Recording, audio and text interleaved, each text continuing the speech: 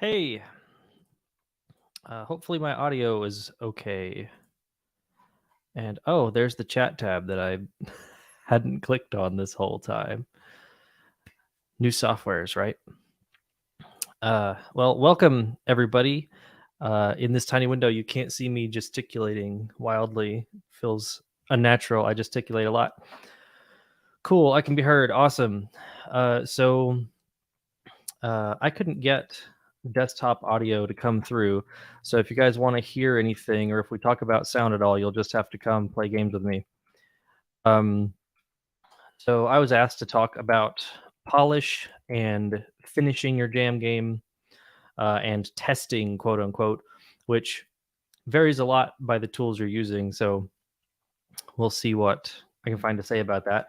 But I thought while we talk about things, we could play some games.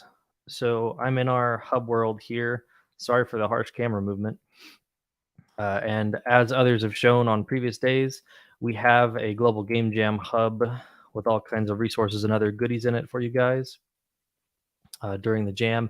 If you happen to use Big Bang for your jam experience, of course, you don't have to. But we've got lots of stuff in here to check out. But come check it out. And we've got a link somewhere, I think, and I don't have it because I'm a brain genius. Let's see. There are too many windows on my computer. All the windows, maximum windows. So let me find a game for us, and I will post a link. If I can post a link, I don't know how this works. Well, I'm going to go hop in Terminal Junction, Digital Monkey Master, if you want to drop a link for everybody, if that's something we can do, or should the host do that? I don't know how that works. I suppose I can paste a link in the chat here, and we'll see what we can get up to. So this is just like a little sort of, I think the term now is boomer shooter, quote unquote.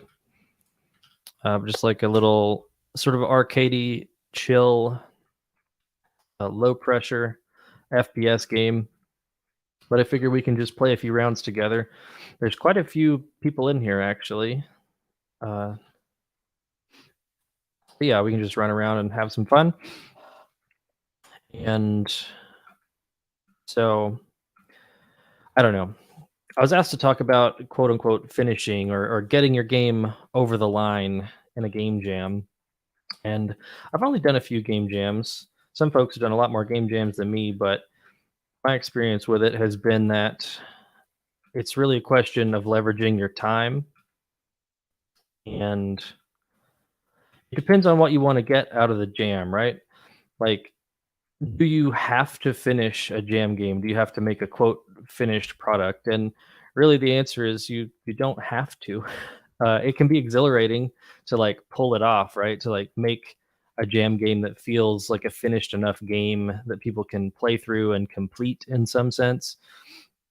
And especially something like a multiplayer game, getting that to a playable state is really can be really gratifying because it's a big job to do for a game jam. But really, a game jam is about the experience of creating your game. And the most important thing is that you have fun in the process of the jam. Uh, I've done a few things over the years, like coding competitions, which usually are very high stress. Particularly, like when I was younger, I would do coding competitions to try to get like college scholarship money or things like this. And in those situations, the process is only enjoyable if you're really good at the process, right? But with a game jam, you're much more free to have a good time, and the whole purpose is to have a good time, in my opinion. Uh, so I don't know. To me, that should always be most important. Like finishing a game is kind of arbitrary and more or less up to you what that entails. So, but what's important is like whatever finishing means, whether or not you achieve what you want to achieve is going to depend on your ability to manage the limited amount of time that you have. So the way that I would describe it is you want to maximize your leverage. And like staying on task in a jam is about maximizing your leverage. What is that lag spike? Probably because I'm streaming. So sorry. Maybe this is not a good thing to try to multitask. I'm just too engrossed and caffeinated. Oh my goodness, it's mayhem down here. Uh, so what I typically so like there's a bunch of strategies you could employ. And something that I typically do, not just in jams, but in like actual work games as well, and in personal project games, is it's easy to it's easy to get nerd sniped by something. For any game that you want to make, unless it's very nailed down, there's kind of an infinite amount of work that can be done. And so your job as somebody on the team is to figure out which work you can do that will have the most impact right now, right? Because you can talk all day about like here's what we would like to have in this game, um, but you have to look at the experience that as it currently is and say what can I do today that will move it forward the most. And I don't know if this strategy works for everybody, but for me, if I focus on doing whatever I think will have the biggest impact, usually I get a lot more done than if I just think, what does the game need? Because if you think of the different parts of your game as like bars on a chart, um, you could spend an infinite amount of time making one bar really, really tall, right? And then all the other bars are still at the ground. And to get a complete game, you need all of the bars up some amount to some place, right? And the more you invest into one thing, the farther it goes from everything else. So, like, if you're working on combat, for example, but you want to have all these other elements to your game, if you spend 6 months working on the combat and not thinking about anything else, then when you finally finish, you're finally satisfied with the combat and you go to work on something else. Maybe it turns out that, like, well, you were kind of making the combat in a vacuum, so now it doesn't work with the rest of the game anymore. You have to rework your whole game design or something. And maybe you can make something that you like, but maybe it isn't quite what you originally had hoped to make, something like that. So I don't know. For me to kind of like preserve the initial vision of something and make sure that I'm consistently moving toward that. Um, I'll kind of you want to break something down into small enough chunks that you can like, okay, this week I'm working on dialogue and next week I'm working on like, I don't know, ambient sounds and weather, or like next week I'm working on making some more enemy types, or things like this. And a jam kind of forces you to get really good at doing that kind of breakdown. Um, because in a jam you have to make do with less time than you might otherwise have for a project. So you have to be able to say, okay, looking at my game right now, what is missing the most? And maybe it's, maybe you have a really cool movement system, but you haven't made any levels yet. And I've been in the situation of having a game where at the end of the jam, I had basically made all of these systems for the game, but I hadn't made any actual content. So like I had made like a mission system and I had made all this cool scoring stuff and like all of these mechanics. And there were no actual levels to play. So I didn't submit my game. Uh, and so if you always look for what is lagging behind the most and work on that, that usually helps ensure that like you keep things more or less in line with each other, and like no one thing gets too ahead of anything else and kind of gets you stuck. And also doing those kinds of things where you're doing the hi Ashley, where you're doing the kind of like I don't know. It also helps you learn to be expedient in a jam because there's an infinite amount of work and a very finite amount of time. It's kind of what can I do not only that will have the most leverage, but what can I do the quickest and cheapest that will have the most leverage? And that kind of ties into the polish thing that we're going to talk about because when you are trying to polish in a jam, you're like, okay, how can I get the most bang for my buck polishing? Like, how can I animate something with the least amount of effort on my part that will have the best like visual outcome and seem the fanciest in the end product? And we'll kind of go through how to do some of those things like you might notice a lot of UI elements in this game kind of like bounce in and bounce out. That's like a one liner of code, at least in .Big Bang. It's probably a one liner of code in a lot of engines and frameworks. I would hope it isn't all of mine, but luckily it is in .Big Bang too. But we can actually, if I swap over, if I stop paying attention to the game and claim that that is why I'm losing, I can go into admin mode here and we can look at the guts of this game and I can show you how stuff works. So this game, I was the main programmer on this game, and I would say this game it's not really that polished and that's me judging my own work, not anybody else's.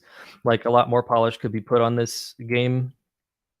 But we kicked it out in like a couple of months or something. I don't remember.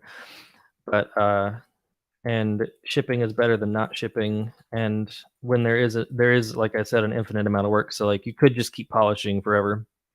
Better to get it out the door most of the time. But we can go and look at how the what is it called? Is it like is it messages? It's not messages. Is it HUD? It might be HUD. I have to make sure I select myself, and somebody's going to accuse me of hacking in comments probably. Somebody's like, what are you doing? Maybe I should get out of the multiplayer session. Maybe it's rude to be doing it in multiplayer. But let's see. All right. So whenever you finish the game, if you get a first, second, or third place, you'll get a medal that pops up in the middle of the screen. Otherwise, you'll get the little X and square brackets that I got before. This match has a bit of time left, and we'll see it again. And I will once again have no medal. So it kind of bounces in and bounces out. And it takes very little time, there it is, to add something like this. And it adds a lot of visual interest because like we could just have, you got the gold medal, there it is, and then it just like disappears, right?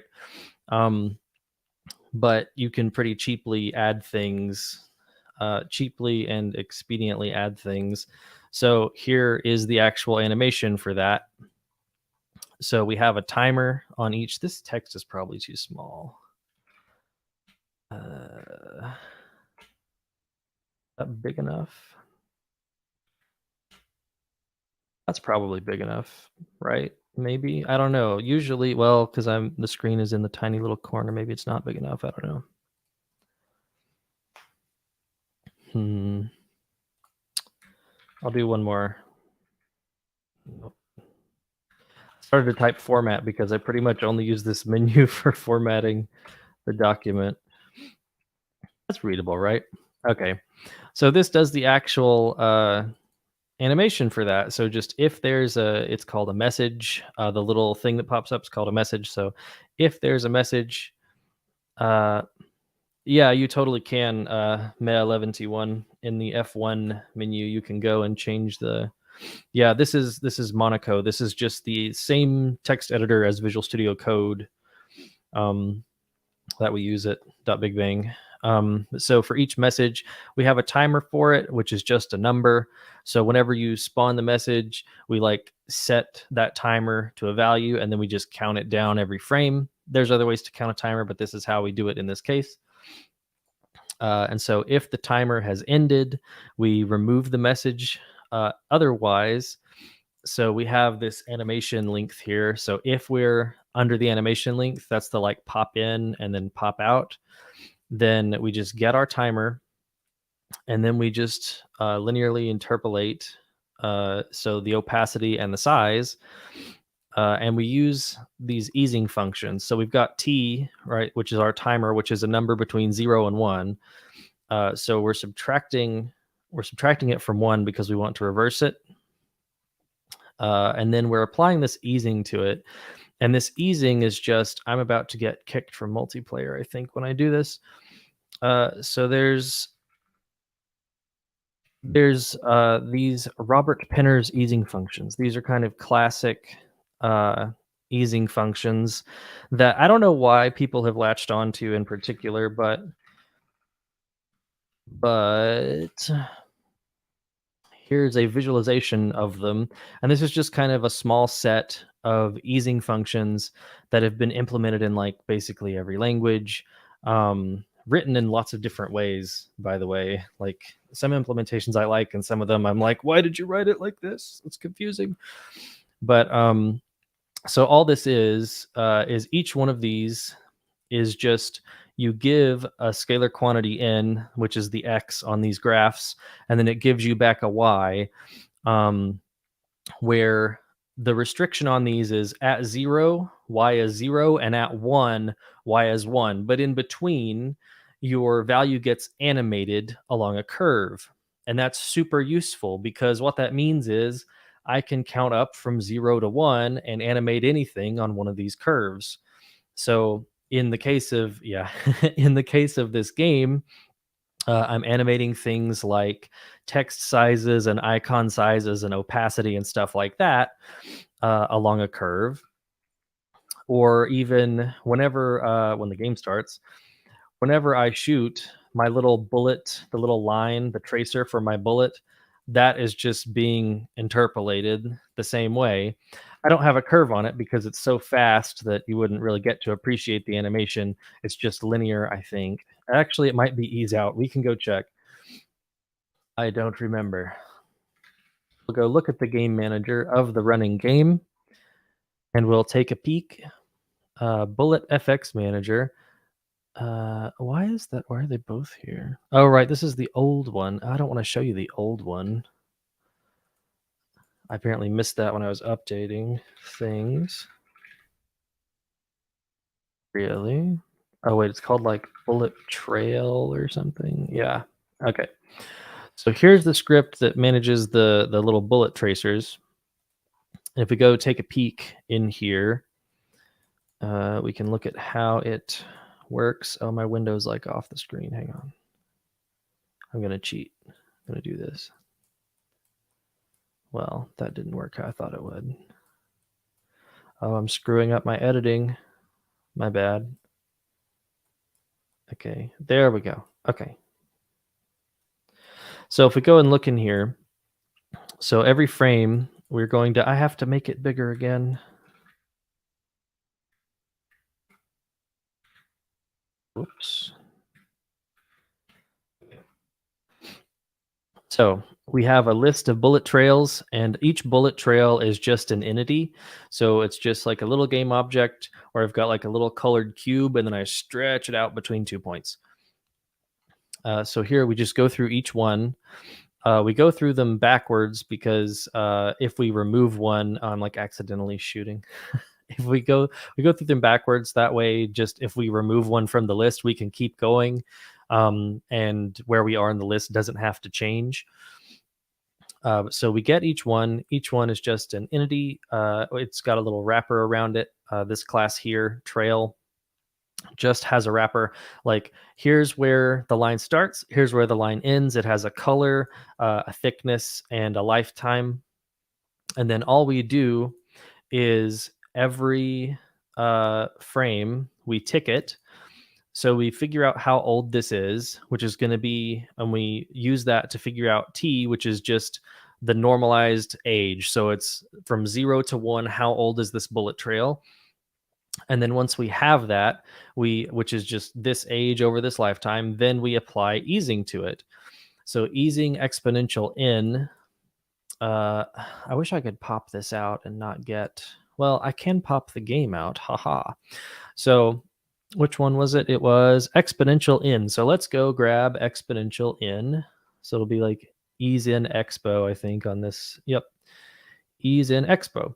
So here you can see it's an exponential curve, right? And I just realized, is my cursor not visible on the feed? That's annoying. Oh well. But so this is an exponential curve, and if you look here on the right side of this, whenever I hover over it, it will show a little pip on the right hand side that kind of, let me see if I can zoom in, kind of animates up the side, and you can see that it speeds up exponentially, and that's what our bullet trail does. Is it's shrinking over its lifetime from the gun to where the bullet hit, right? And that speed is increasing exponentially like this. So at the start, we see the full line from the gun to the target, and then as it goes on, it goes like whoop. And so this is just like a one line function that we call, and using that, we can animate all kinds of things. So here we're using it to set the scale of our little bullet tracer and animate it, but we could make it something else. Yeah, easing can be done in pretty much any engine. And like I said, with these easing functions, somebody's ported these specific ones to basically everything for whatever reason. You can also write your own easing functions, but everybody likes to use these ones just because I guess they're easily understood and everybody's seen them probably somewhere by a certain point. Um, but yeah, so like I've seen these easing functions in JavaScript. I've seen them in C. I've seen them in Hacks. I've seen them in C++. I've seen them in just about everything. And then I ported them to Nim for one of my own projects. So those functions get around a lot. But what we can actually do, since I've got these trails here, to illustrate, I'm just going to go change this. So instead of exponential in, we could change it to be like elastic in. This will get compiled, and I can show you when the next match starts. Anyway, well, while we're waiting, I'm going to go and change the lifetime to be longer because which I think the lifetime gets fed in from the gun, so we might not be able to override. Well, I mean, we can override. We can just do this. I'm gonna make it 5 seconds, and we're gonna see bullet trails everywhere. Or we're not. Oh, right, because I'm editing the other script. Sorry. We'll go edit this one. This one is less clean, but that's okay. And where's our easing at? Not here. There's no easing in this version. And it uses my own lerp. Gross. Back before I knew that lerp was in the API. What about Zig? It's probably in Zig. I don't know. I haven't used Zig enough. I'm not very familiar with it, but if it's not in Zig, you could just use the excellent C interop of Zig to use a C version of it, which is also true of Nim, but I just wanted to write it in Nim because I was learning Nim at the time. So, all right, so we've got our T here. So we're just going to, where are we doing? Where are we calling this from? Where is this get point called? Oh, right. This is okay. So here's what we're going to do. We're going to say T equals easing elastic out. Or no, we want, or yeah, out. We'll make it out. Sure. I don't know how that'll work for something shrinking. It'll probably look weird, but we'll see. It doesn't appear to have done much. Oh dear. Well, we have made a bit of a mess. Okay, let me see. Lots and lots of arbitrary editing. There we go. So there's a really slow bullet trail now, where we can see that it lives for 5 seconds and it just goes ever so slowly. And let's see if we can make it a wee bit. Actually, we don't want that here. I think we want that somewhere else. Where is it?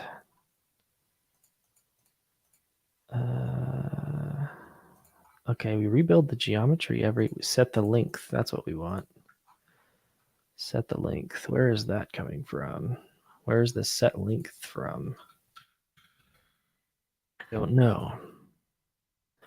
But this is what we wanted to mess with. So we can have easing elastic. Make it in, and it'll go crazy at the end. All right, so maybe 5 seconds is too long. So you can see it kind of it goes woo. So there's elastic easing, and I'm getting destroyed, which is fine. Let's. Where did I set that to 5? Maybe 5 is too long. There we go. Let's make it 2, which is still pretty long. Yeah, there we go. So you can see how they do. And let's find our easing that we had, and we'll change it to a different one so we can have it be bounce out. And you'll see that it's quite different. So it kind of, you could imagine how the bouncing could be used for something like a door closing, which I can also show if we go to another game. But yeah, so just like, whoa. So easing is like, I don't know, a personal favorite thing to use to just add like a little bit of polish for like zero effort. Like you can write a few easing functions or borrow some easing functions, and then you have them in whatever environment you're in if they're not built in, and then you can just go in a single, as long as you have a way to count time, you can animate anything with easing without having to really think about it that much. And you can apply easing to more or less anything. So you can apply it to something like the scale of an object to have it like go whoa, whoa, whoa, whoa, or like something like this. You can use it on like different axes to make something kind of squash and stretch. So like if you were making like a Crash Bandicoot kind of like pickup item that kind of like squishes and stuff and like floats in the air, you could do that pretty easily. I should go to a game and show something. Um, it's really easy to do, and I probably shouldn't be here. There's secrety things in here. Let me see. Where's another good example of easing? Do I use easing in that? I don't know if I use easing in that. What do I use easing in? I'll just go back to the hub so there's not dead air while I think about things. But yeah, so like you can apply easing to scale, rotation, position. You can do all kinds of stuff with it. So he's got it. This person is very good at fishing. Has a ginormous shark. Good work. But let's see. What's a good example of some easing that I could show you guys? I didn't mean to throw a snowball, but that's okay. Let's see. Well, I could go to another one of our games. Let's see. I feel like there's a lot of stuff in or is there? Is there a bunch of stretchy stuff in there? No, maybe. Hang on. I'm gonna go to the secret off-screen world here for a second. And I'm going to go find a particular game I want to show you guys. Okay. All right. So this this game has been renamed to easing examples because folks have asked me about easing on occasion, and I've pulled this up to show them things. So this game has a bunch of examples of easing. So here we have these doors that fly open and fly closed, and the animation looks pretty okay, right? And it's just a one-liner. Again, it's just a one-line easing function. Can I zoom in, please? No. Excuse me.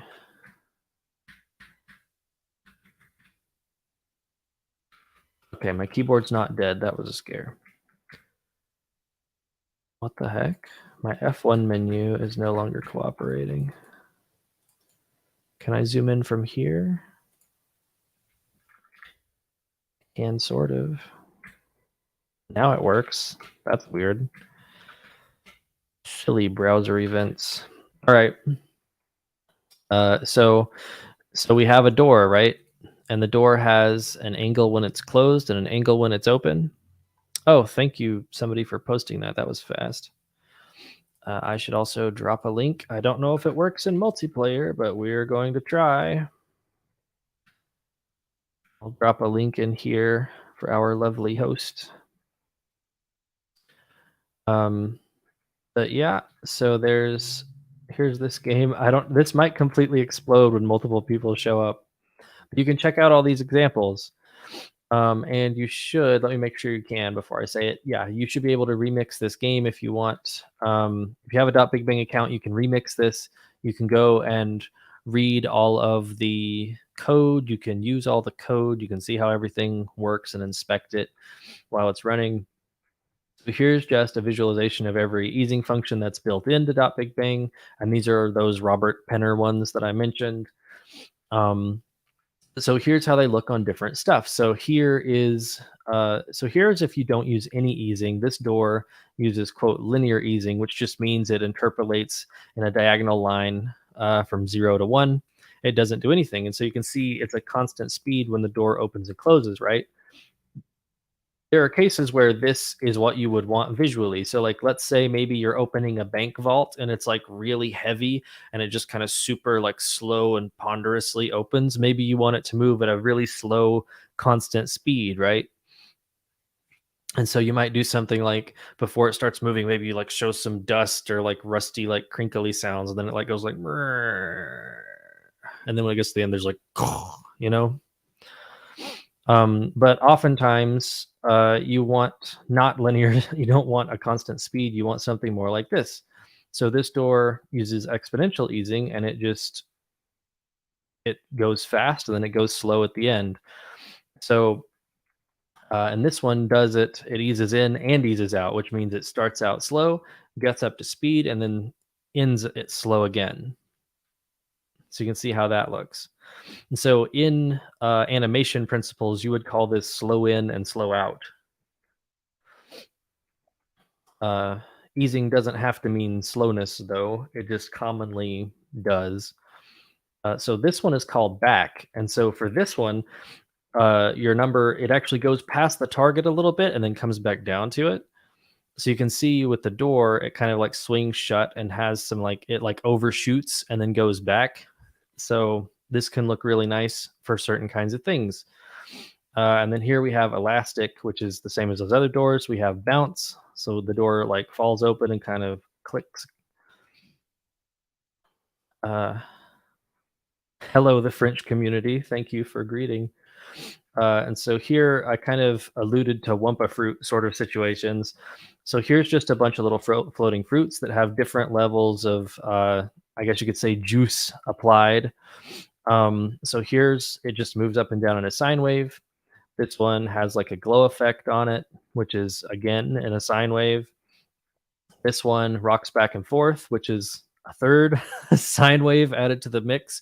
You can do a lot with a sine wave. That's my polish tip for today. Everything can be a sine wave, and you can just slap easing functions on stuff, and you can get surprisingly like complicated, interesting looking results with like so little effort. It's mind boggling. So here's just a bunch of different little effects, right? And then, so, okay, this was somebody mentioned I should do a treasure chest, but actually already did a really cool treasure chest on her stream. But I have this prehistoric one that I made a long time ago. It just kind of combines a bunch of different little, like it has a particle system and it has some easing and it does squash and stretch. So it's like trying to make a complex animation with like really simple stuff and not a whole lot of effort. So here's this. There you go. Just a simple little animation. Um, so And then you can also apply the same strategies to other stuff. So we've seen a bunch of examples for like rotation and scale and things. Here is position. So whenever I walk up to this cube, some little fake like HUD stuff comes in, and when I walk away, it all goes away. So these kind of come in and then settle. That's just the back easing from before. So the door that goes past the frame and then comes back to it. This is just that same function, the same one liner, but it's going from some position off screen to some position on screen for each one of these UI elements. So it doesn't have to be tough to do something a little bit interesting. And then here we have the same kind of stuff applied to whenever the fields change. So whenever one of these changes value, it does, I believe it's elastic easing to give it this kind of like wiggle. It's nothing absurd, just really basic stuff. And we can look at the code for that too. Oh my goodness, I forgot how many things there are here because it's meant to support every kind of thing for example purposes. Maybe that's a bad example. That's a little too overcomplicated for this moment. Let's see. What else could we do? Kind of went off on a tangent here, but that is okay. So, yeah. So, like in summary, before I got super sidetracked, just like to get your game over the line, you have to decide where the line is. Like, you can do a gam jam. You can do a jam game because you want to make a finished product. You can also do a jam game just because you want to have the experience of you might want to try something new. So um, I haven't done many jams. The jams I've done, I have taken as an opportunity to kind of explore something that I don't normally explore because it's a good way to do that because you can go down the rabbit hole on a topic forever, but if you tackle it in a jam, there's a deadline somebody else set for you. So it makes it a little bit easier to kind of dip your toe in the water in a low risk way. It's like, well, I can't get nerd sniped on this because I know I only have a week or I only have a month or I only have 2 days or 2 hours or whatever the jam length is to explore it, right? Uh so um I like pixel art and I do some pixel art and um do I want to show my embarrassing jam entries? They're off dot big bang. It'd be kind of off brand if I showed them. Maybe I'll show them. We'll see. I'll think about it. Uh, okay, well, I've been told that I should show them by DMM, so that means I'm gonna have to show them. So here's one of my crummy jam games. And it's absolutely not finished.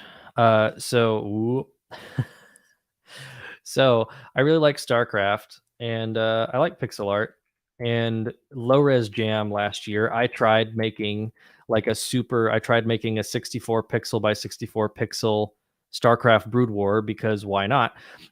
Because I don't do a lot of super low res pixel art. Game Boy Color is about as far as I go down in resolution. And so I was like, okay, well, I'll try to see if I can make some ultra low res pixel art look okay, right? So this gave me an opportunity. This low res jam gave me an opportunity to explore things that I had not really done. So I hadn't written an A star pathfinding before, and this gave me an opportunity to do that. I don't remember what any of the is it M for map? It is okay. Let me jump the screen down here and uncover some more of the map. So I had never written a pathfinding algorithm before. Here's some zerglings that don't do anything; they just exist. Um, but so I'm just going to take my little SCV around. But so I'd never written pathfinding, and this gave me an opportunity to do so. So I've got my mini map here, and if I just go jump someplace, you'll see that he starts trying to navigate to wherever my cursor is, and it happened to be up here. And so I couldn't spend a lot of time doing this or overthink it or over engineer anything because I only had like a week or whatever to do it. Um, and so I learned about how to do a 2D raycast for this game, and I learned how to do pathfinding for this game, and I got a bunch of experience doing ultra low res pixel art and seeing kind of how far I could push that. The game is not finished though by any means. Like you can't actually do anything or build anything. This little guy just runs around and follows you, and that's it. But I still had a great time with the jam, and like I'm happy with this result. Um, like making StarCraft Brood War was an idea, but the actual value of the experience was I tried three things I'd never tried really and found out they weren't so bad and they weren't that difficult actually. And I learned a lot, and that was really cool. Uh, Yeah, that would be kind of the funniest thing to do, Punkarella, would be, like, rebuild, like, build, like, the StarCraft 2, like, ship cantina in Dot Big Bang, and then have an arcade machine with this on it, and then have an arcade machine in this with, like, an even smaller thing on it. Just, like, it's StarCrafts all the way down. But so I was happy with this, even though it's not finished by any means, and it's just like a little toy thing, and it's not a finished game. But I got tons of value out of it, and like that's what's cool about a game jam. If you're there because you want to try to make like a if you're there because you want to try to make the next Celeste, you can do that. But even if you don't make the next Celeste, you'll probably have some fun, and you might learn something if you use the jam as an opportunity to give yourself space to explore things that you don't get to explore day to day in your job or your other projects. Um, so yeah, like finishing, it's up to you what finishing means. Um, and it's also kind of with the polish thing, it's polish is all relative, right? So like the art for this is all pretty consistent in quality, and it all has pretty simple animations. So this one's not a very good example of that per se. um, but let me see, I'm just going to close that. So polish is relative. So like if you have a game with really simple graphics, then having a little bit of like flourish and animation or color can go a really long way. So like if art isn't your strong suit, that's fine because you can make all of your art really simple, and then the one thing in your game that's really complex will stand out a lot. Um, and also, like using there's tons of free assets around the internet, and of course, if you use Dot Big Bang, there's tons of free assets just on the platform that you can use. Um, but like, there's a lot of flexibility, is I guess what I'm saying. Like, you can, it's up to you what it all means. And let's see. So something else for polish, which I can't really demonstrate, but I wanted to touch on it. I can't demonstrate it because I couldn't figure out the audio routing on Mac OS through OBS through other things to the stream. Um, but if something that in jams, uh, often it's the case, like if you work with a team, this is less likely, but if you're one person or two people, it's more likely that like there will be some area of development where nobody involved feels particularly like confident about it. So like for me, I'm not especially good at like, I don't know, composing music or something. Um, and I struggle with art and things like this. And so it can, but something I've noticed participating in some jams and like trying to play as many of the entries as I can is like um, sometimes it's very easy to neglect sound in jam entries just because people worry about and focus a lot on like development, like programming aspects of development of like, I need to get all the systems for my game and stuff. And then people are like, well, I got to have levels for my game too. And obviously you need visuals to represent anything, although like you can just have colored squares and make a fun game. It's possible, I promise. um, but I've played a lot of games that are just like totally silent. because uh, audio has a bit of a mystique. Part of that's because hardware is really expensive. Part and software is kind of like every audio software feels like Blender for some reason. Like there's a lot of knobs and buttons and things, and it's very overwhelming to somebody trying to get started. Um, but there are good options for like getting into audio and getting into game audio.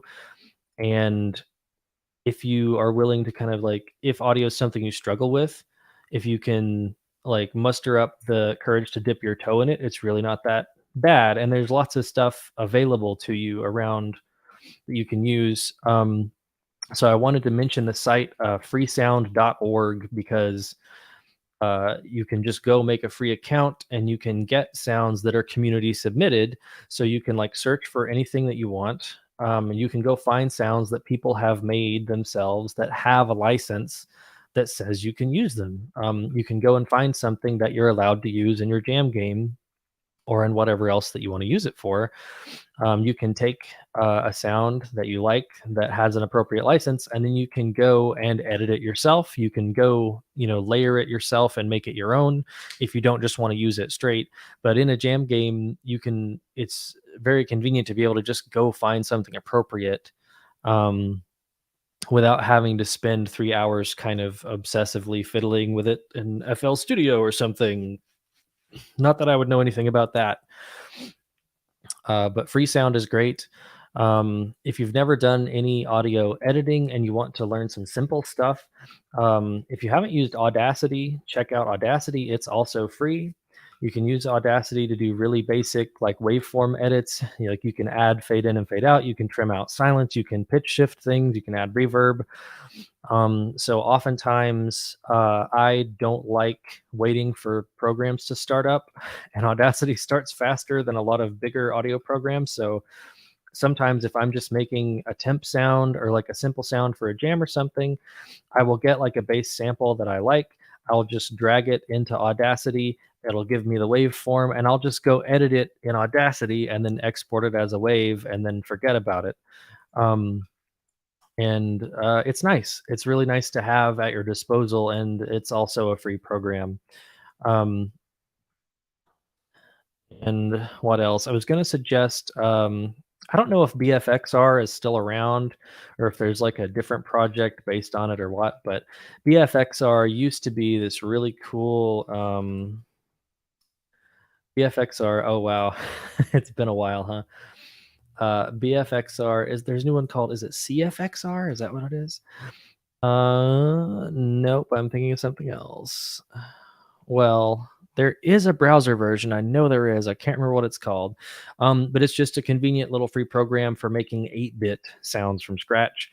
You can use different oscillators like sine waves, square waves, triangle, stuff like that. And you can make sort of Game Boy NES sounding sound effects, and you can layer them and you can transform them and stuff.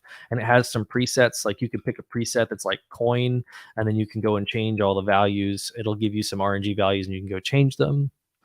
I remember BFXR was really popular back in like 2012.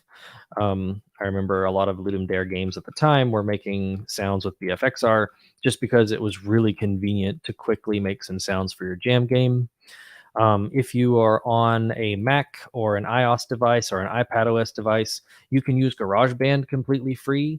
GarageBand has some limitations, but you can use it to make production quality music.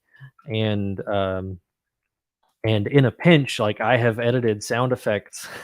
I've edited sound effects and voiceover in GarageBand because it's all I had, and it's not bad for it. You can totally do that.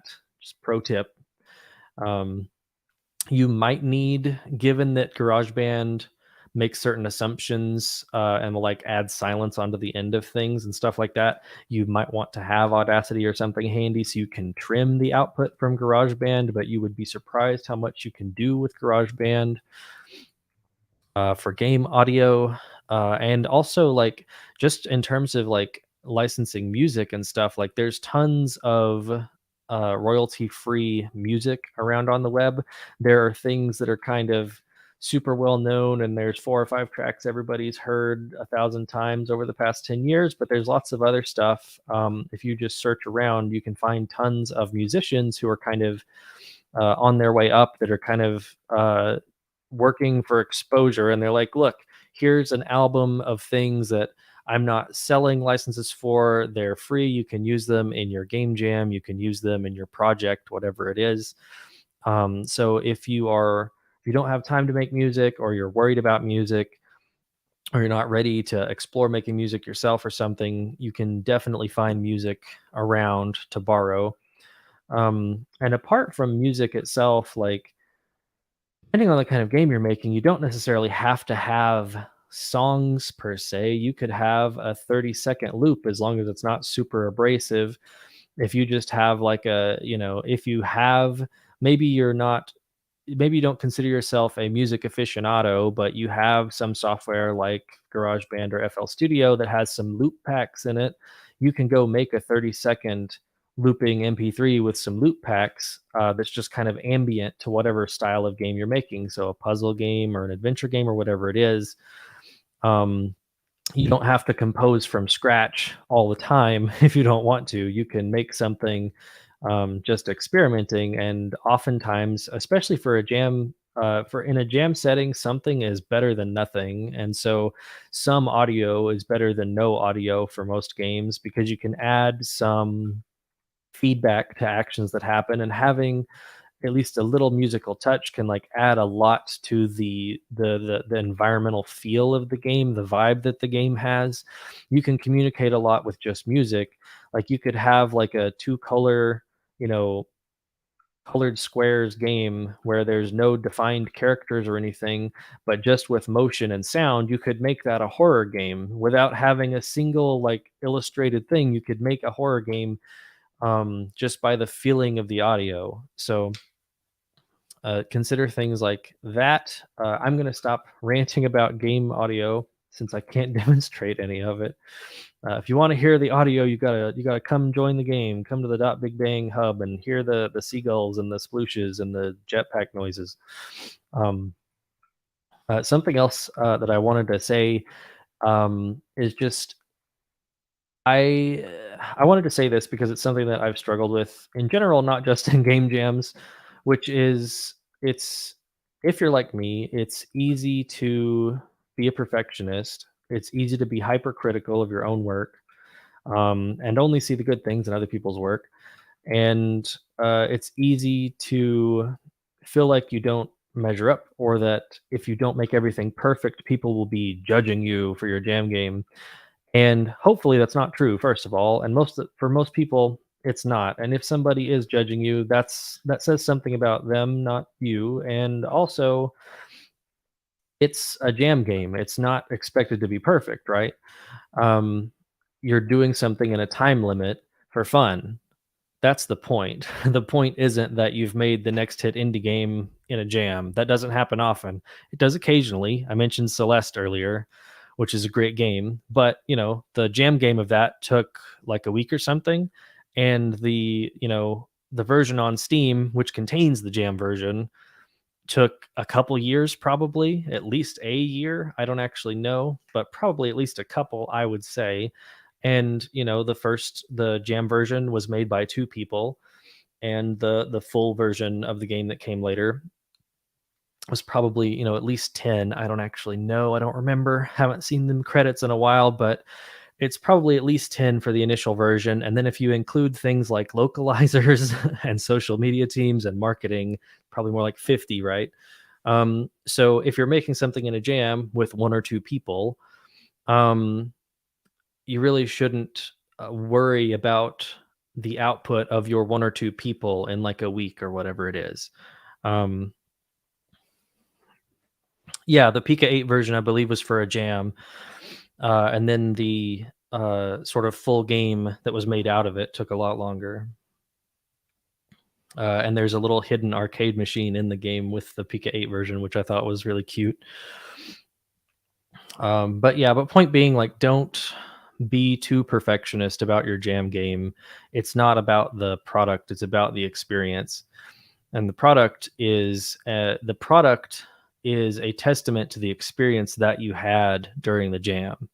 So think of your jam game. If you're worried too much about your jam game being perfect, don't be. Think of your jam game as a postcard from a trip that you went on. Like the trip is the important part. The postcard is just there to remind you that you went on the trip and the people that you were there with and the fun that you had. Like that's the point. Um, what was I going to say? I like wrote all these cute little quips in my notes, and then I haven't said a single one because I get nervous about public speaking. But one of the things I said was, let me take a drink of water actually, so I can hear.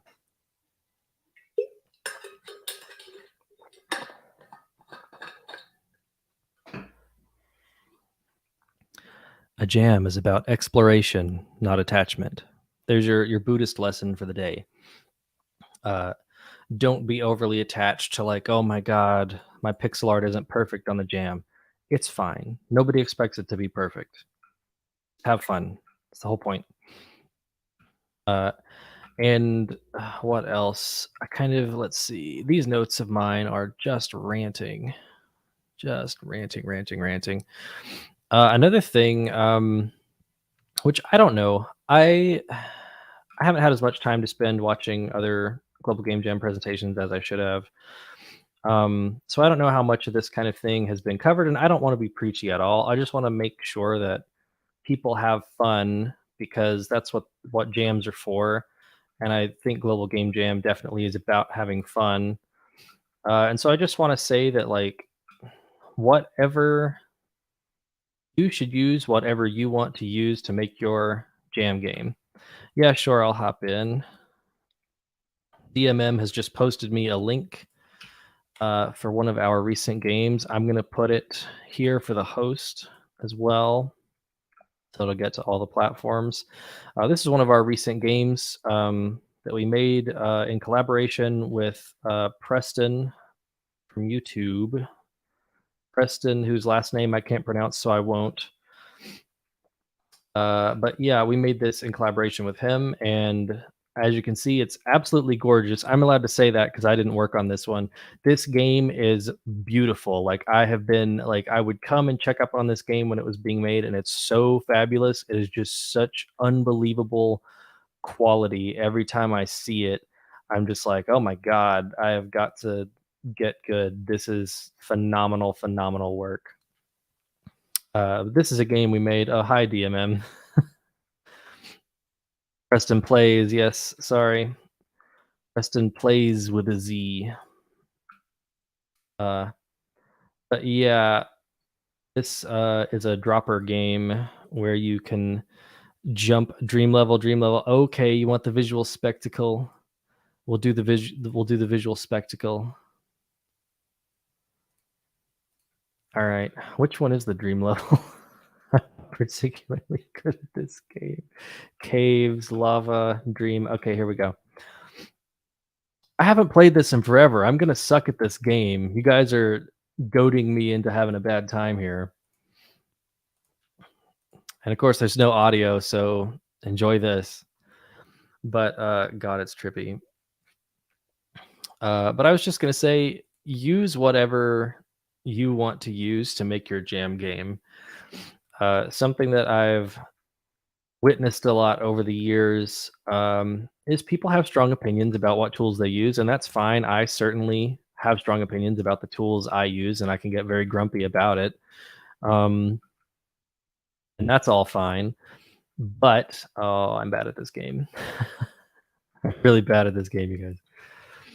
But it, you know, it's about having a good time, and what matters actually. The only thing that matters is what makes you happy. The only thing that matters is what is fun for you in the jam. So if somebody is a, I don't know, I guess you could say a tool snob or a snob tool if you like, about the game engine that you like, or the language or languages that you like, or the tools that you use, or the kind of game you're making, don't let that opinion get to you. Um, By the way, with the, like, macOS OBS Chrome lag issue, this is, like, twice as hard for me, so I just want everybody to appreciate how much I'm nailing it a little bit with this game, despite not being able to see where I am every few seconds. But yeah, like, use whatever you like to use. The main thing, if somebody says, "Oh, I wouldn't use such and such a thing because it's for babies and people only make bad games in that." First of all, you could probably go dredge up like 20 hit indie games that were made with it. That's definitely true for certain engines and frameworks that people like to rag on. But in addition to that, it doesn't actually matter. What matters is that you enjoy using it. Yeah, it is twice as hard. Thank you very much, Meh11C1. It's at least twice as hard. Really, I should be given an award for this stellar gameplay. I just like said that and instantly died. That's perfect. I don't know. I guess this is maybe more. I don't know if artists have that kind of like, I don't know, dogmatism about like, oh, you use Paint Tool Sci. Ugh, I use Photoshop. Ooh. Like I don't know if they do that, but programmers certainly do. And it's very stupid. And if anybody is kind of bullying you about what you like, just ignore them. You make your game however you want.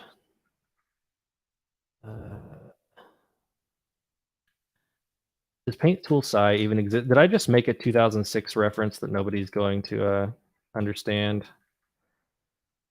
Oh geez. Oh geez. Okay. I've missed some hearts. Oh yeah, you're already down here, DMM. You're just waiting for me. Troll.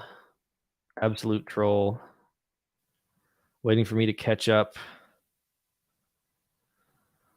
Uh something else I wanted to touch on, which I know the right thing to do would be not to apologize and just keep going, but it's hard for me not to apologize at least a little bit for rambling because I am bad to ramble. But oh geez, oh geez, oh geez, I'm getting distracted by the game again. This is the same thing that happened with the FPS. Well, if you don't dive, you get hit. That's the secret. You have to dive to get through. Uh, okay. I can't see where I'm going. Oh dear. Okay, we made it. We made it. We made it. We're not getting the hearts. I've given up on the hearts. No, no, no, no, no. Oh, jeez.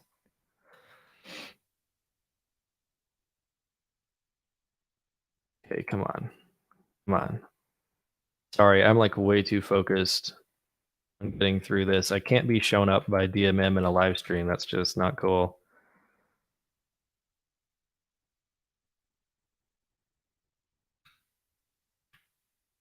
Okay.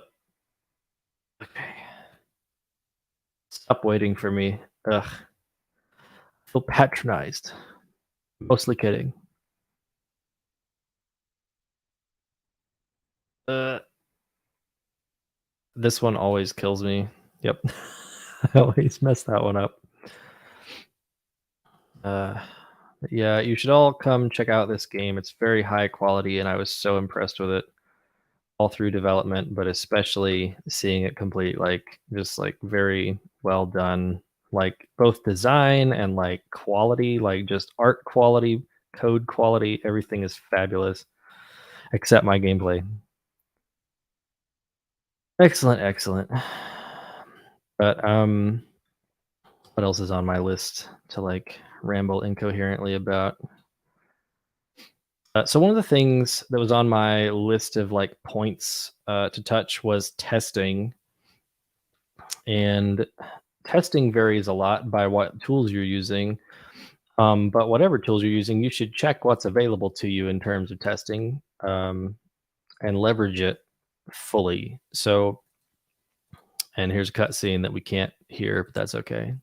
You'll hear it if you finish the level. I think this will take me to the which I don't want to spoil. If it does, yeah, it does. I don't want to spoil that, so just gonna go back to the hub. You guys will have to do that yourself. Um, not hearing means no spoilers. Yeah, that is true. That's it's intentional.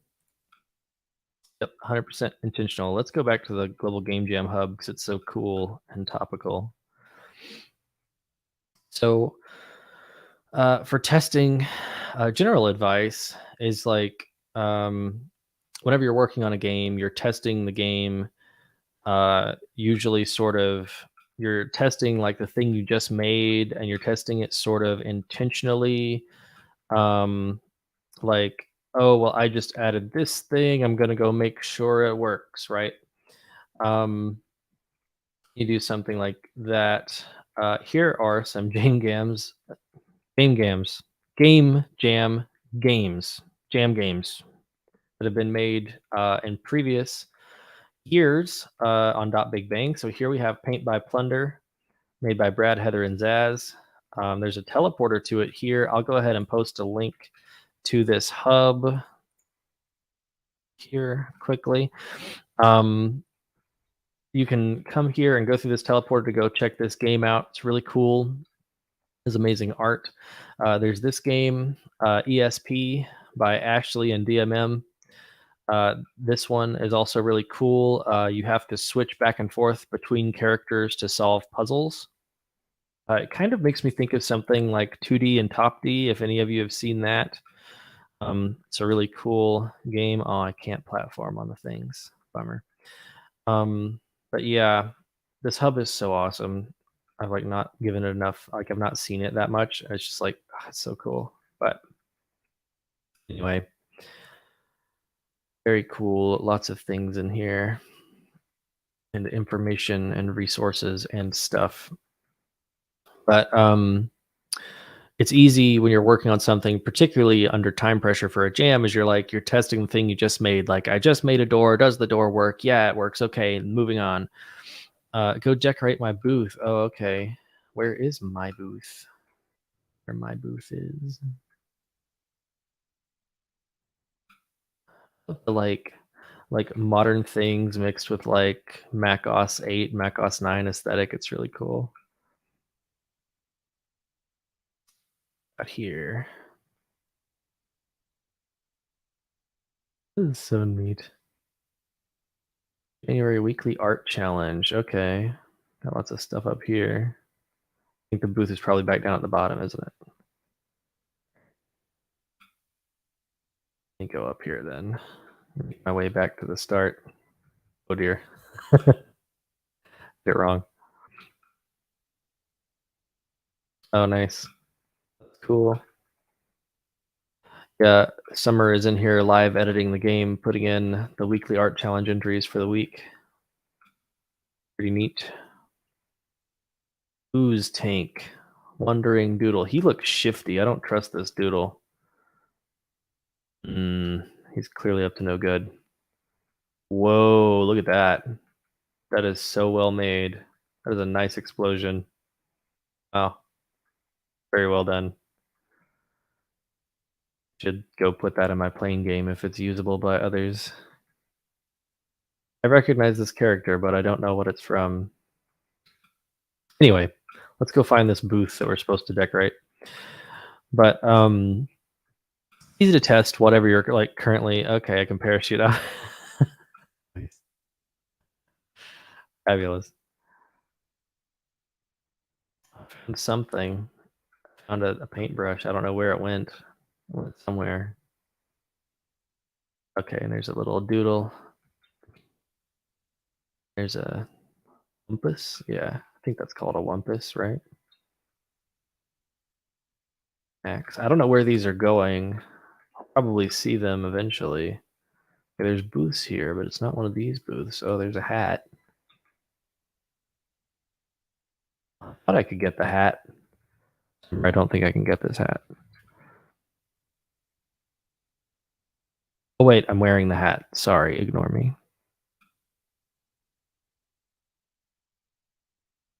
Can we get on the ring? Maybe we can. Uh, uh, come on. Yes. Swag. Okay. But you're like working on something. So you're testing the thing that you just made. And so oftentimes that leaves, holes in coverage, right? And so eventually there will be unexpected things that you find and you'll have bugs. Um, so something that I've noticed that I have done and that people do when they're under stress and they're working on programming something is, especially if you're under time pressure, like you're in a game jam, sometimes people kind of get to this really agitated place where there's something wrong with their game. They don't really understand what's wrong with their game, and they feel kind of overwhelmed with the fact that it's broken. And so they kind of start trying random stuff, hoping that they kind of, oh, here's my booth with all my stuff. Okay, cool. So I've got a paintbrush, a wumpus, a Twitch emote, an axe. What else is there to find? Oh, I've got some books. Okay. There's another one of these, seemingly. Is that a planet? What is that? Okay. A poster. Okay. So people just kind of start trying random things, kind of not really like a rational thing that happens, but it's just like this kind of like exasperated, like, oh man, my stuff isn't working. And it's like there's this kind of like ego thing that creeps in where you're like, which I don't know, you usually aren't cognizant of this, but you're like you're offended that your game is broken. You're offended that there's a bug. You don't because you it's obviously the bug isn't in your mental model of the thing, and in your mental model, whatever you wrote is perfect and beautiful and fine. Um, and you've tried to figure the bug out. You can't figure the bug out. You're mad. You're kind of offended that the bug is there. And so people will start trying random things and like editing a bunch of code or something to try to fix the bug that they have. Oh, that's so cool. Look how snazzy this conveyor belt is. That's awesome. That is so cool. And it looks amazing. Wow. Very fancy. Yeah, Brad and Heather made a bunch of example stuff for you guys. So if you do want to check that out, just come in here and go in this teleporter. There's all kinds of cool tutorial stuff and example stuff. We can go check it out, in fact.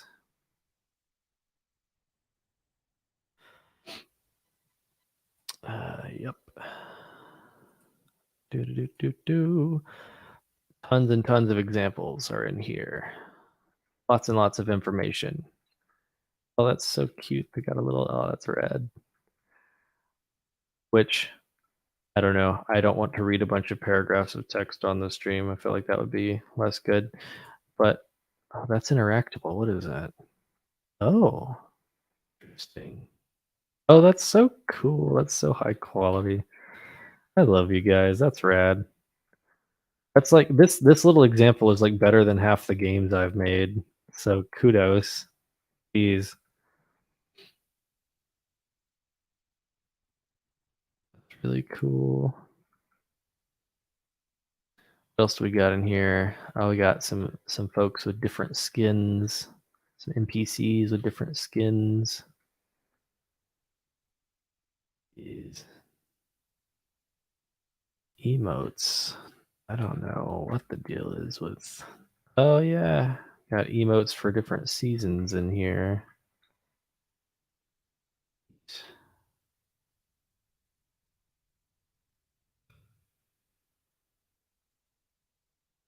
Got hints and tips. Oh, snowboard. That's interesting. That's cool. That's really neat. All right, let me go back to the hub. Yeah, Prefab Sprite says, I feel like during jams, sometimes I'll try to restart coding something from scratch in hopes that I'll eradicate the bug, but just cause myself 1,000 times more stress. That is relatable. So there's like a fine line there, right? It's like sometimes I will do what I call like, which is kind of like doing code sketches. So like I will write a bunch of code that I know I'm going to throw away because it's like if I'm working on something I haven't done before, I know my code's going to be junk because I'm figuring out the problem for the first time. So like I'll sit down and I'll just like waste half of a Saturday or something, just like writing crap code. Like I'll write 1,000 or 2,000 lines of code, and then at the end I'll be like, okay, well, what I wrote is not remotely useful or what I need it to be, but now I understand really well what the right thing is, and so then I will, like, throw away a bunch of code and just start over. But, like, I've also done the thing that you're describing where you, like, start over in anger because you're like, "I cannot figure out what is wrong with this code," and rather than drink some water and take a little walk and then come back with a clear head and try to fix it, or whatever the right answer is in the situation, I am going to just, like, select a bunch of stuff and slam my delete key and like start over. And like, I don't know. It These are dance floors apparently. That's amazing.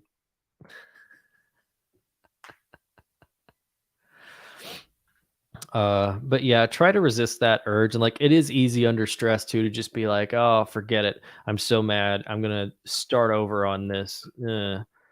And then you end up in the situation where you're like, oh, I need to go back and look at the code that I deleted 2 hours ago. And oh, I didn't check it into version control. And oh, now I can't, I have no idea what I wrote. And I needed this piece that was actually correct. And I have to figure it out again or whatever.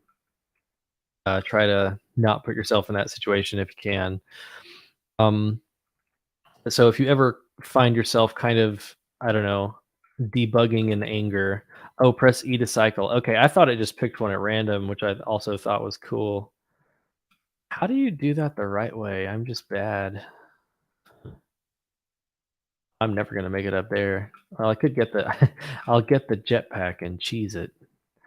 Um,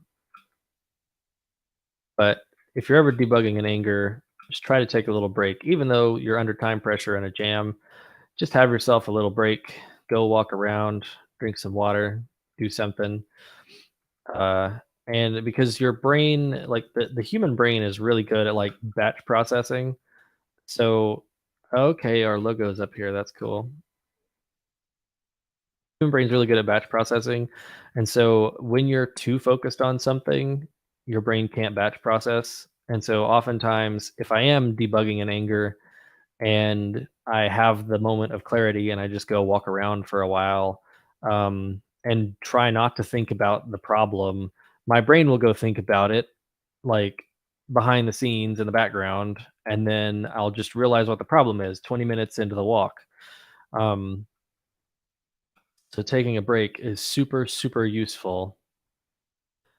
Yeah, that's true too. Prefab Sprite says during a jam, there's definitely something else you could work on other than the bug in the meantime. And that is also true. You could go work on art, you could go work on sound, music, whatever. Um, there's always something you could do to take a break, even if taking a break means working on something else because you're in a jam. Um, so, other than debugging in anger, I guess, I don't know, we could talk about some strategies for like debugging or testing in general. Um, One thing I would say, which isn't so much debugging, but testing, showers. Yeah, shower thoughts are good. Um, I would say uh, the way that you play your game as the developer of the game is going to be different from the way that other people play the game when you post it. So if you have friends or family that you can cajole into playing your game to test it along the way, absolutely nag people to play your game. Like if you've got friends, family, a partner, a friend, somebody, if you can get them to play your game, get them to play your game because they will find things that you won't find most of the time. Um, They will try things that you didn't think to try, especially since it is a jam and you're like stressed or a little bit or whatever, and you're kind of trying to hurry. Having somebody who's not jamming, who doesn't have any of that on their plate, they can come and play. That's another thing. Yeah, if you can post your game online somewhere, or if your game just exists online, like on Big Bang, you can go in a Discord server or something and say, hey, here's a little link to my game. Can folks please go play it and give me feedback? If you have a community where you can crowdsource that kind of stuff, it can be really helpful, especially since you only have a limited amount of time yourself that you can play test. Something in terms of, I don't know. I have some debugging stuff to talk about, but I don't have a super convenient illustration handy. Um, People tend to talk about debugging as if it's all about the tools when it's really more about your strategy and process. Pretty much, like, some environments have really cool debugging tools that are like super advanced, and some of them have, less debugging tools, but pretty much everything that I've ever used has a fairly similar set of debugging tools. Um, so if you're using like a systems programming language or a Chromium based browser, you have what's called a graphical debugger, which is you can uh, pause your code and step through. I'm not going to do it in this game because we're in multiplayer, but I'll go to, hello, Sparky. I will go to, do you want to say hi to the people, Sparky? You want to say hi? Oh, you're heavy. Say hello. Hello, peoples. I say the game needs more bones. That's a good boy. That's a good boy. You want me to put you down? Okay. That's a good boy. In the evenings when I work on my side projects, Sparky comes and sleeps like right here and tells me to put more bones in the game. That's his job on the team.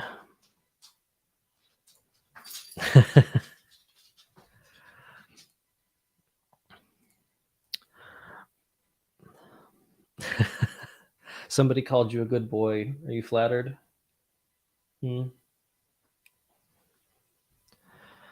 Let me see if I can summon somebody to let this boy outside. Apologies.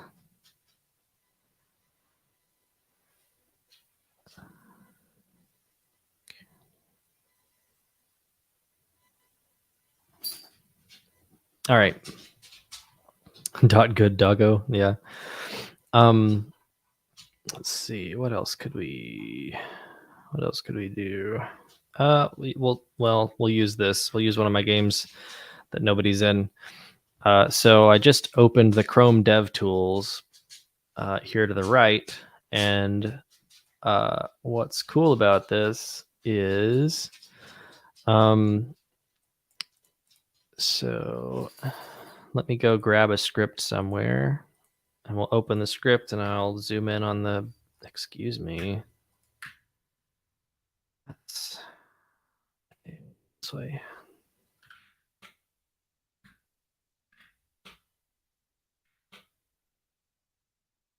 Caps lock. All right. If I come in here in this tick function, something really cool about JavaScript and TypeScript stuff, which .big bang is TypeScript, I can come in here and I can just type debugger, and you'll notice that the game is now frozen, and that's because if you do this, it invokes a graphical debugger. So here you can see my same code again. I don't think I can zoom in on this per se. I can, but not in a good way, really. But it has my code here. And I can go here on the right and I can look at all kinds of stuff. I have a watch window, I have breakpoints, I can look at locals, I can look at the call stack. I can go look at everything in here, which is super useful. Yeah, or hit F12 as well. You can, Digital Monkey Master says you can press Command Shift I or Control Shift I to open the dev tools. You can also hit F12 to open it. You can also go up to the menu, and it's somewhere in the menu. Um, but so if you're using something like C or C++, you'll have one of these debuggers in Visual Studio. If you're using a Chromium-based browser like Chrome or Brave or Edge or a bunch of others, you will have this available to you. And this pretty much is a full graphical debugger on the order of what Visual Studio has for C and C++, or Remedy BG if you're a cool kid. Um, so that's pretty cool. Um, Different programmers debug differently. So some people will write code and then immediately run it in the debugger to see how it works. Other people will only open the debugger if they're having a very bad time. uh, and it's up to you what your own style of debugging is. Uh, Yeah, so Digital Monkey Master says, I'm a console logger. I do that for everything. That is also true for me. I will log something out pretty much always. Like judicious use of print statements is often all you need, and pretty much any environment will provide that. Where we are, TypeScript, we provide console log. The cool thing about JavaScript and TypeScript is you can log out just like a whole object to the console, and then in the console it is inspectable. So like you can open it and see a hierarchy of all the data and like read everything. Super useful. Some other languages and environments have similar tools. Um, so uh, Hacks probably has something like that, although I don't remember. Nim has a little function called repr, which is like reprint, and you can repr an object and it'll give you a debug representation of the whole object, like all of its fields and stuff. Super handy to have. But so if whenever there's an unexpected thing that you're trying to figure out, the trick is to narrow down where it is. And so sometimes, desperate times, you just start commenting out big chunks of your game and then turning them back on bit by bit. But usually you have a better idea of where something is vaguely. And so you can go into, like, I don't know, you're working on a door that opens with a key, door doesn't open. What's up with that? So you go and look at your door code.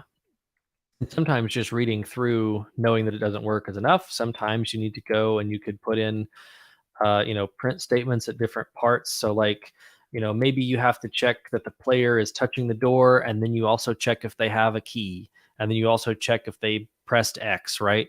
And so what you can do is at each of those checks, you can print out like, does the player have a key? Yes or no? Does the play, did the player push the button? And so then you can just look at your console and go try to open the door, and you can see which part is failing, right? And like this is a super basic thing, but whenever somebody's learning to program, sometimes it's easy not to, especially if you're under stress, um, or you're kind of baffled that there's a problem at all. Sometimes the things that seem obvious aren't so obvious. Um, and it's easy to kind of in the moment, like in the heat of the moment, if you're like, oh, I'm never gonna get my jam game done, um, it's easy to kind of forget to try kind of basic procedural things like that. Um, but yeah, I guess that really is kind of the fundamental thing, especially if you're stressed, is debugging is about systematically going through and isolating where your view of the game is different from the game in reality. And it's a lot easier to do that if you can get to a calm place. Because when you're angry or you're panicked about the time limit or something, you're working from this emotional place where you're kind of bargaining with the game to work, and you're like, uh, you just don't know why it's broken, and so you try something random and it doesn't fix it, and then you get more stressed out, and you're like, well, I just don't know, and you're kind of like casting around trying to find something that sticks, which is ultimately unproductive. We can have a fireside chat here in the Big Bang Hub. Let's see. Something else, which again is a kind of obvious thing that's easy not to do just by habit, is if you have a weird bug and it takes you time to find and it's like really annoying, if you've written a bunch of little print statements in the process of dealing with the bug, don't delete them when you find it and fix it. Leave them there. You can comment them out and just go uncomment them if you have a similar bug again later. Or in most programming languages, you can just have a little flag that you set that's like, am I, is this like, let's say you have a monster and the monster shoots arrows and the arrows are just shooting in the wrong direction. You aren't sure why. You end up adding some prints. You fix the thing. Just go add something to your monster that's like debug mode. And then you can have like, if debug mode is on, print all this stuff out when we're shooting an arrow. And if debug mode is off, don't do it. Um, I'll give you a thumbs up as well. Exceptional 3D. Hi, DMM. How's it going? Going to self-immolate now. But that's what we call fossil fuel. Haha. Um, but so just like keep your debugging printouts. Just keep them. Don't leave them all turned on, particularly if it's a performance hit, which it almost always is. Doing logging, like copious logging in real-time applications, is always usually going to cost you something. So turn it off if you're not using it, but don't delete it. Comment it out or put it behind a flag or something, because you might need it later. And if, especially, your time's at a premium in a game jam. So if you have 20 print statements to find a bug, you find the bug, you delete your 20 print statements, and then, tomorrow or later today, the bug appears, you have a regression. It's the same bug again. Oh my God. Now I must have misunderstood what caused the bug. And now I've deleted these 20 print statements I have to go manually put back and waste all this time. It's like, try not to put yourself in situations like that if you can help it. If you set up any kind of little scaffold for yourself, just keep it forever. I even have, like, on my projects, I'll have a file that's called like Scratch, and I'll just, if I'm going to delete a big chunk of test code or something that's like out of date or whatever, I will just copy it into the Scratch file, because maybe I'll use it later. Maybe I'll need it for something. Maybe I'll need to come back and like take a peek. And I don't know, so I'm not going to delete it for a long time.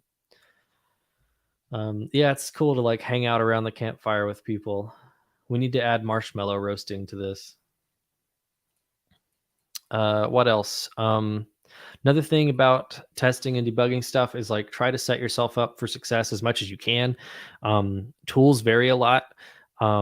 If you're using a game engine that lets you set up things, just figure out whatever you can set up with the tools that you're using, and kind of have those techniques in your back pocket, right? So if you're using a game engine, or if you've written a game engine and you have like a replay system, abuse that for debugging. If you can figure out how to reproduce a weird bug, then you can save a replay of it. And then the way that you fix your bug is you just play the replay until the bug doesn't happen in it, right? Things like this. I don't know that many tools that have replays built in as like a first class feature, just because it's hard to make like a general purpose game engine that can do that well. Dragon Ruby has replays. I don't know how robust they are to like data changes and stuff, because I haven't used them, but most things probably don't have replays. But so, in absence of things like replays, you need a convenient way to set up the situation that a bug happens in, right? So if you were doing sort of more traditional software development, you'd have maybe a unit test framework or something that you could lean on, and you could do mocks. If you don't have that, if you had the replays, you could use the replays as unit tests, right? But if you don't have either of those things, you can set up little test areas in your game where, like, okay, I'm working on this bug, so I made this little level that just has what I need to reproduce the bug, and so I'll just micro studio game engine. Okay, interesting. I'm gonna write that down for later to go check out. Micro studio. Yeah, replays are really it's a really cool thing. I understand why people don't do it often, just because it's like a very it can be very brittle to maintain, and like it's a it's a complicated thing to implement to start with because you have to architect your whole engine around the fact that you're going to have the replays. So like I get why it's a niche feature. Just in situations where you can have it, it's really awesome to have. But when you don't have it, you can like, make a little test level that just has the stuff you need to reproduce the bug. Oftentimes people are working just like, quickly in place. And so they'll do something like they will, they'll do a little test in the level they're already making. And then when they fix the bug, the test gets deleted and the level development continues. And like I do that a lot. Sometimes it can come back to haunt you though, because you delete your little test setup and then later it turns out you didn't actually fix the bug. It's just like the print statements, you should have kept it somehow, right? So a good practice is just to take my avatar's head is too big for all the hats, just like real life. Um, so you can, make a little, take the 2 seconds to make a little extra level that just has your debug test in it and save it forever for the rest of your game's development. So you'll have it. If the bug comes back, you can just go open the test level.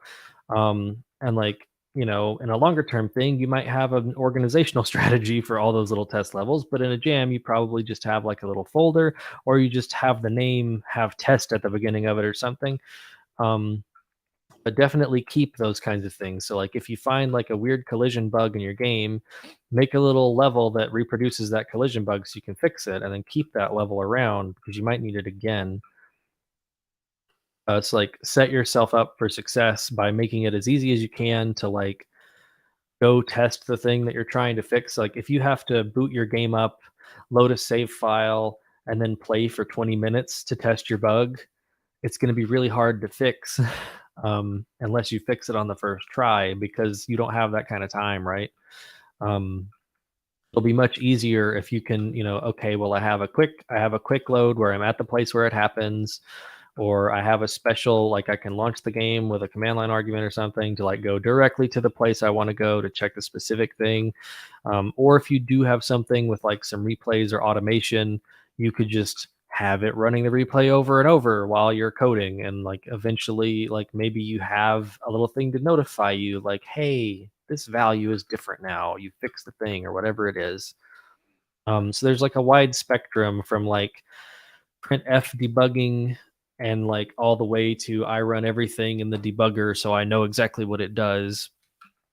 The main thing is just to have some strategy and have some conscientious habits around it so that you can figure out what works for you, what strategies work for you. Because like I know amazing programmers who run every line of code through a debugger, and that's just their process. And I know great programmers who don't use a debugger at all because they have different habits that prevent them from needing one, right? And that's not like one way is better. It's usually they're coding in different environments that encourage different things. So if you're coding in a dynamic language, that will nudge you toward behaviors that coding in C won't, and vice versa, right? So there's not a wrong way to debug. You will pick up habits that are useful to you, and as long as you can figure out the problem, that's all that really matters. Um, let's see. What should we talk about? Doodle Safari? Yeah, let's go check out Doodle Safari. This is another Brad and Heather experience, which I believe somebody said earlier has lots of easing and other cool stuff in it. So it'll be a good example of polish. Oh, and that reminds me of something. Oh, I'm some kind of cyberpunk, not cyberpunk. I'm some kind of steampunk automaton. Hello, good sir. Spend your coins on accessories. Pimp my robot. Yeah, sorry, it's Chacklepack. Chacklepack and Punkarella made this game in the chat. Um, Is it? Who am I talking to? The grass? Oh, I can take a picture. Oh, interesting. This is fabulous. Haven't actually played it. I haven't had an opportunity. Oh my god, it's so polished. It's so polished. Ugh.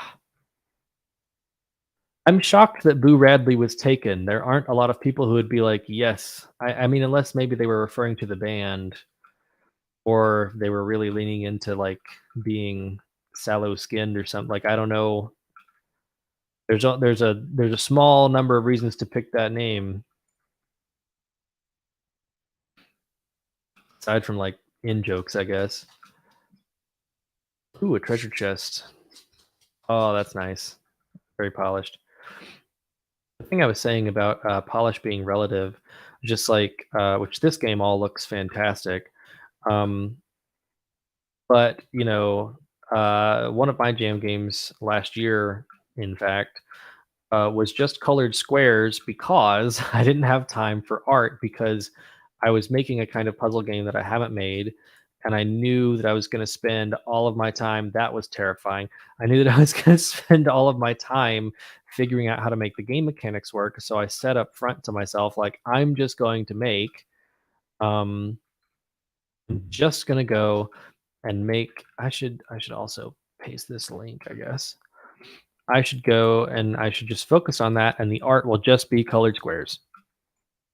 And I stuck with that, but it was actually really cool because when the game was closer to done, the jam was closer to over. What was really cool about having decided that was I could go and animate my colored squares aggressively because they were just colored squares. So I could go add some little one liner animations and stuff, and because the art was so simple, those animations really popped and made a difference. And so having a little bit of like flashy particles or having a little bit of easing on stuff and having some sound effects made like a huge difference to the quality of the game because the art was so basic. Um, and so it was a way that because I knew I couldn't spend time on the art, I leveraged what time I had for the art by making things as simple as they could be so that I could put in a tiny amount of effort and get a huge return polishing the art at the end with things like animations. And so, I don't know, something to keep in mind. Yeah, I wondered what the deal was. I was like, I haven't seen a single doodle. These environments are so cool, though. Ah, gotcha. Hello, Sparky. I will let you out in a few minutes. Do you think you can hold it? Do you think you can hold it, buddy? Do you want to say hello again? You want to say hello to the people? Ah, say hello.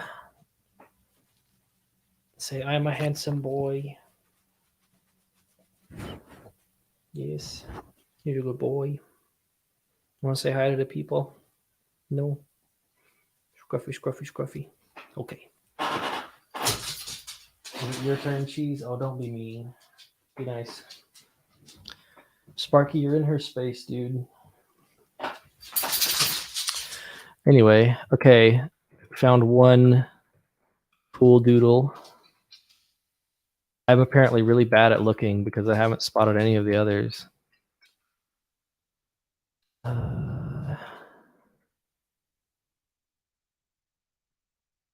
Shroom. Neat thing, whatever that is. Glowy plant thing. I don't know. We've got a few minutes left to hang out and explore stuff. Does anybody have any like questions about anything, or I've kind of run out of things on my rambling list.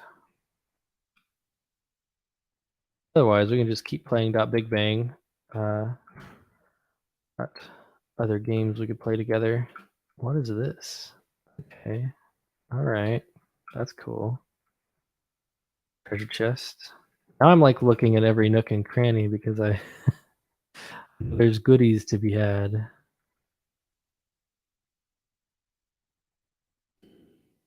Aha! Gotcha.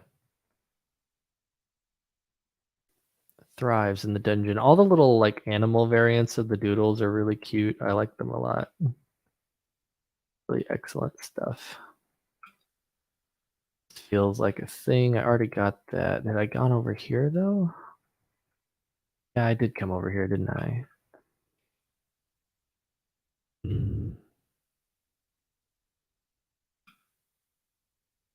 Doodles. Your favorite part of using the .Big Bang engine? Parts.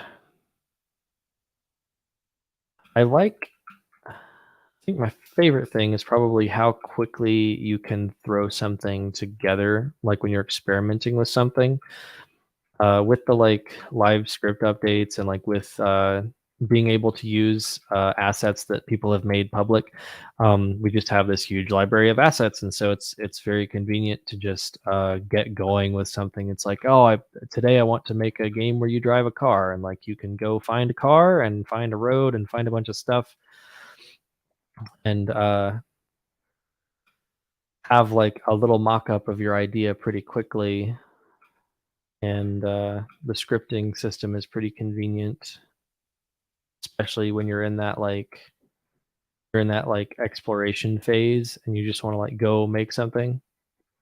We found the bookcase. I don't know. I think I found 3 doodles or something. I might have missed a doodle. Uh, this game is gorgeous. Did I miss one in this area, or is there not one in this area this time? Ah, I did miss one. Gotcha. Okay, cool.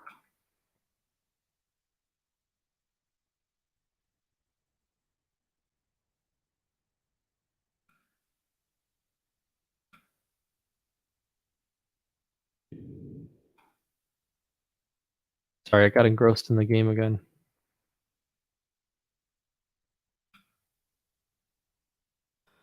I trade my pictures. This guy. I can. Oh, I can buy stuff. Interesting. I want the green ascot. And I don't know. Oh, you can buy diamonds, or is it? Am I trading diamonds for gold, or am I? Oh, okay. Okay, yeah. Interesting. Are these persistent? So I've got to save up for the backpack. I had more coins than I thought I did. That's wonderful stuff. Favorite game and .Big Bang. That's kind of hard. I don't know. Like I haven't gotten to play as many games on .Big Bang in recent memory. I love the map in here. That is so nice, and honestly, all these props are really fantastic. Actually, that's really cool. Excellent. Look at all the doodles I've got. That's really cool. That's so rad. Excellent. Oh, I can sit on a little cushion. Oh, sweet. That's awesome. That's really cool. Yeah, no, like favorite game, that's really putting me on the spot, man. That's really putting me on the spot. There's so many good ones.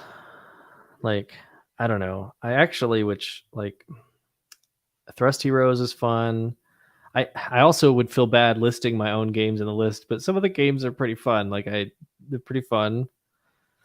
Some of the Preston games have turned out amazingly well. And are like the dropper game is just fantastic. Like I was really impressed with that. And I feel like Diamond Dash was pretty okay. That's one of the ones that I worked on. I really like. Honestly, this game is my favorite right now because I love the kind of like explore, chill vibe, Pokemon Snap kind of thing it has going on. It's so peaceful and chill. Check out the environment example at this link. Why not? Oh, I screwed that up.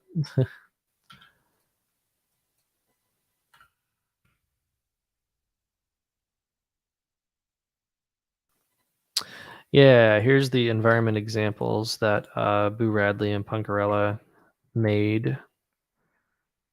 Lots and lots of examples in here of how to do different things for your game's environment.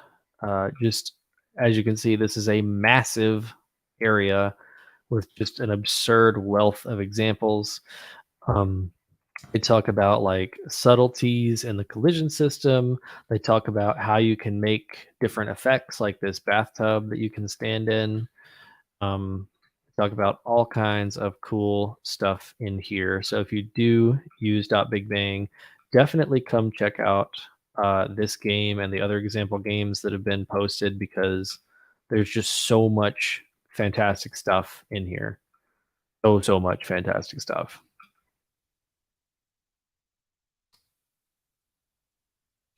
Ooh, Shadow. Are these city chairs? Can I come hang out? Yes. How I feel right now, actually. That's awesome. That's so cool. Ugh, I love this game. This game gives me so it's not like it's examples. It's not even intended to be a game, but it gives me so much joy. Favorite game, hard to say. It's a bug. Yeah. What we got here? Oh.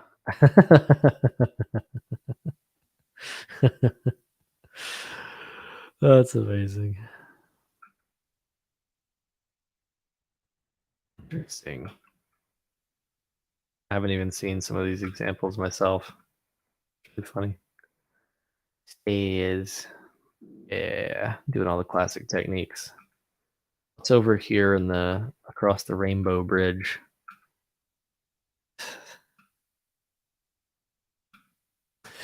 Yeah, Infernal Viper, one of our Infernal Viper 11, one of our users, one of our community members, has been making this fantastic FPS game for a while now, and it's just so polished and crazy. I don't want to show it because I didn't ask him if I could show it on the stream or anything. But it is just amazing.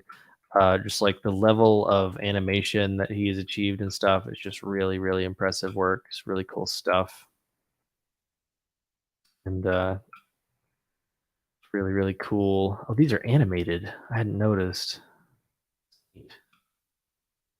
Really, really fabulous work. What are you guys' favorite games you'd like to recommend?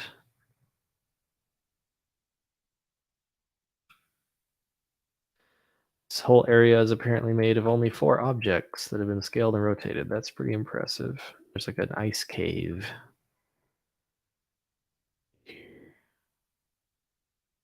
Dashing. Farming simulator. Yeah. Oh my god. How did I not mention the farming simulator? Like like the farming game is like top 3 definitely for me. It's hard to say favorite game, but for any one of the individual, but like it's definitely in the top 3 because just absolutely fantastic. Cozy Coffins. Oh yeah, the Halloween example game too. Yeah, it had tons of cool stuff. There's a lot of stuff to go check out. Like the things have accelerated around here the past year in terms of like amazing content being made. There's like really really cool stuff to go check out. I think a lot of it is linked in our hub, and like the stuff that isn't linked in our hub is featured on the front page. And then of course there will be things that fall through the cracks from the hub and the front page, but there's lots and lots of stuff that you can go play. Escape the Aliens is really fun. Like when we were playing that pretty regularly, that game is very satisfying. I like playing as the alien more than the human, but playing as the human is okay. Like, I enjoy playing as the alien because you control people more as the alien, but if you're the human, you can at least troll the alien a little bit if you get pretty good at it. Here we have the fabulous farming game with the most beautiful art and the fun. I should probably close the developer tools and all of the fun Harvest Moon growing things funness and gaming, the figuring out how to min max on all of the farm equipment, um, things like that. This furniture is awesome. Yeah, tons of cool games floating around. Let me see. Let's see. Trying to think the most convenient way to get everybody into a game together. I think I'm just gonna go and pick one of the. I'm gonna pick one of the live. Whoops! I'm gonna pick one of the live games, and we'll just hop in and spend a minute. Fight for a Future is an amazing obby game by Bird King. Fight for a Future. I don't think I've heard that one. I get right. I didn't. Did we pay for Google Ads? Little did I know. I couldn't find it. I haven't played Bird King's latest obby. That sounds exciting. Let's see. Which we could play. Chase Heroes is very understandable, I would say. So for the last minute or so of the stream, come race me.